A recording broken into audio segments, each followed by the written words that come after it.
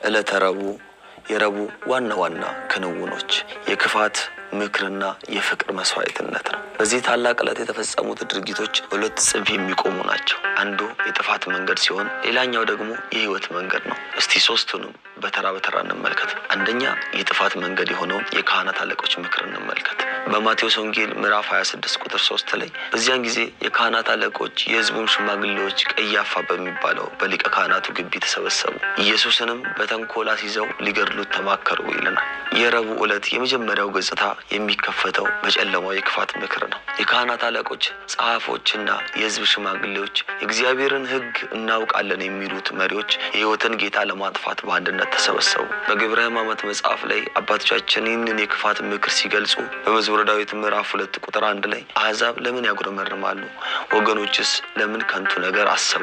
የምድር ነገሥታት ተነሱ፣ ገዢዎችም በእግዚአብሔርና በመሲሁ ላይ አብረው ተማከሩ ብሎ የተነበየው ትንቢት የተፈጸመበት ዕለት እንደሆነ ያስተምሩናል። ምክራቸው በበዓል ቀን አንያዘው፣ ሕዝቡ እንዳይነሳብን የሚል ነበር። ይህ የሚያሳየው እግዚአብሔርን ሳይሆን ሰውን ወይም ሕዝቡን እንደሚፈሩ ነው። በውስጣቸው ያለው የቅናት በሽታ አእምሯቸውን አሳውሮታል።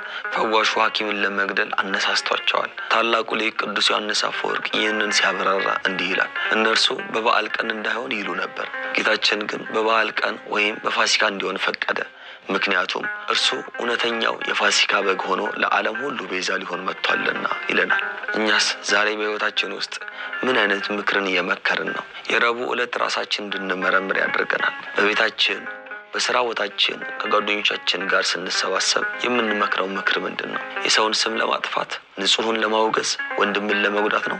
በአጠቃላይ የምንመክረው ምክር የሐሜትና የተንኮል ምክር ከሆነ የዚያ የቀያፋ ግቢ የክፋት ምክር ተካፋይ ያደርገናል። ብዙ ጊዜ እኛ እኮ እንደ አይሁድ ጌታን አልሰቀልነውም ብለን እናስብ ይሆናል። ነገር ግን አባቶቻችን እንደሚያስተምሩን በወንድማችን ላይ ክፉ ስንመክር፣ በሰው ላይ ጉድጓድ ስንቆፍር እኛም ሳናውቀው ክርስቶስን ዳግም እየሰቀልነው እንደሆነ ነው የሚያስተምሩን። ስለዚህ ይህ ዕለተ ምክር ከክፉዎች ሸንጎ ራሳችንን እንድናርቅና ልባችንን ለመልካም ሐሳብ ብቻ ክፍት እንድናደርግ በጥብቅ ይመክረናል፣ ያስተምረናል። ሁለተኛው የይሁዳ ክህደትና የስስት ድርድር ወይም የ30 ብር ውል ነው። በማቴዎስ ወንጌል ምዕራፍ 26 ቁጥር 14 ላይ እንደምናገኘው በዚያን ጊዜ የአስቆሮቱ ይሁዳ የሚባለው ከ12ቱ አንዱ ወደ ካህናት አለቆች ሄዶ ምን ልትሰጡኝ ትወዳላችሁ? እኔ አሳልፌ እሰጣችኋለሁ አላቸው። እነርሱም 30 ብር መዘኑለት ይላል። ከረቡዕ ክንውኖች ሁሉ እጅግ ልብ የሚሰብረው ይህ የይሁዳ ተግባር ነው።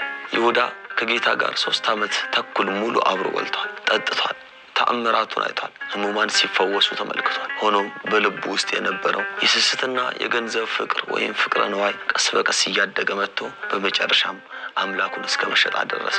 በግብረ ሕማማት መጽሐፍ እያሉ ይሞግቱታል። ይሁዳ ሆይ ምን አጎደለብህ? ከሐዋርያት ማዕረግ አሳነሰህን? ወይስ ከተአምራቱ ከለከለህን? እግርህን አላጠበህምን? ከማዕዱስ አላጎረሰህምን? ታዲያ የሕይወትን ጌታ በ30 ብር ወይም በጥቂት የብር ሳንቲሞች ለመሸጥ እንዴት ጨከንክ? ይላሉ። ነቢዩ ዘካርያስ አስቀድሞ በትንቢተ ዘካርያስ ምዕራፍ 11 ቁጥር 12 ላይ ዋጋዬን 30 ብር መዘኑ ብሎ የተነበየው ትንቢት በዚህች የጨለማ ቀን ተፈጸመ። ይሁዳ ምን ልትሰጡኝ ትወዳላችሁ ብሎ ነው የጠየቀው። ዋጋውን እንኳን ራሱ አልተመነም። የጌታችን ሕይወት እነርሱ በፈለጉት ርካሽ ዋጋ ቆረጠው። ታላቁ ሊቅ ቅዱስ ኤፍሬም ሶርያዊ ይህንን ሲገልጽ ይሁዳ ሆይ ሰማይና ምድርን በቃሉ የፈጠረውን ጌታ በ30 ብር ለመሸጥ ስትደራደር አላፈርክምን? የሰማይ መላእክት የሚንቀጠቀጡለትን ጌታ አንተ ግን ለብር አሳልፈ ሰጠኸው ይላል። እስኪ በጥቂቱ እኛና ይሁዳን እናነጻጽር። ታሪክ መተረክ ብቻ እንዳይሆንብን እኛ ሴቱ ጋር ነን የሚለውን በእርግጠኝነት መናገር የምንችለው የይሁዳን ታሪክ ስንሰማ በእርሱ ላይ መፍረድ እጅግ ይቀለናል። እንዴት አምላኩን ይሸጣል ብለን እንገረማለን።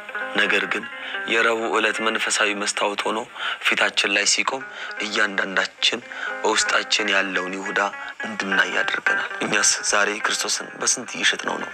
አዎ እኛም በተለያየ ዋጋ ጌታችንን እንሸጠዋለን። ለጥቂት ስጋ ደስታ ወይም ለዝሙት ስንል የክርስቶስ ማደሪያ የሆነውን ስጋችንን ስናረክስ ጌታን እየሸጥነው ነው። ለገንዘብና ለስልጣን ብለን በውሸት ስንመሰክር፣ ጉቦ ስንቀበል፣ የሰውን ሀቅ ስንበላ በዘመናዊ የ30 ብር ስምምነት ጌታችንን አሳልፈን እየሰጠነው ነው። አንዳንዴ ለሰዎች ይሉኝታ ጓደኞቻችን እንዳያገሉን ብለን ሃይማኖታችንን ስንከድ ከጾም ስንሽር ክርስቲያናዊ ምግባራችንን ስንተው ልክ እንደ ይሁዳ ምን ልትሰጡኝ ተወዳላችሁ ብለን ከዓለም ጋር እየተደራደርን ነው።